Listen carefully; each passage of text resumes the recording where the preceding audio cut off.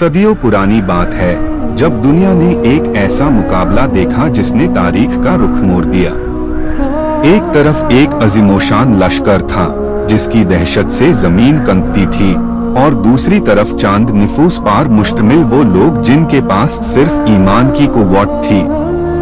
इस दास्तान का मरकजी किरदार कोई तजुर्बाकार सिपाही नहीं बल्कि एक नौजवान था जिसकी पेशानी पर ईमान का नूर और हाथ में सिर्फ एक गोफान स्लिंग थी।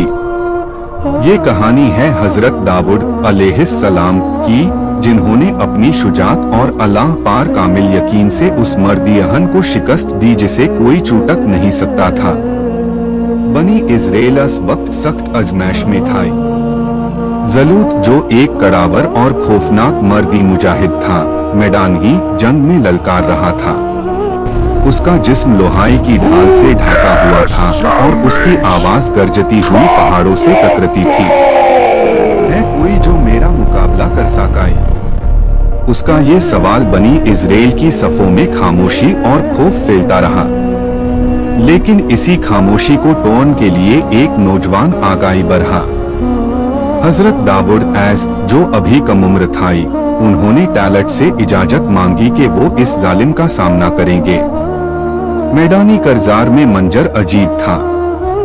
एक तरफ लोहाई में डूबा हुआ पहाड़ जैसा इंसान और दूसरी तरफ बगैर किसी तलवार या ढाल के एक पुरनूर नौजवान। जलूत ने उनका मजाक उड़ाया, लेकिन हजरत दाऊद ने फरमाया, तू तलवार और ढाल लेकर आया है, लेकिन मैं उस रब के नाम से आया हूँ जो सबसे बारा है। उन्होंने अपने थैले से एक पठार निकला, गोफान में रखा और पूरी कुव्वत से घुमाया। वो पठार फजा को चिरता हुआ सीधा जलूत की पेशानी पर लगा। एक ही ज़र्ब ने दुनिया के सबसे बारे जालिम को मिट्टी में मिला दिया। ये सिर्फ एक पठार नहीं था बल्कि अल्लाह का हुक्म था जिसने हक को बातिल पर गालिब कर दिया।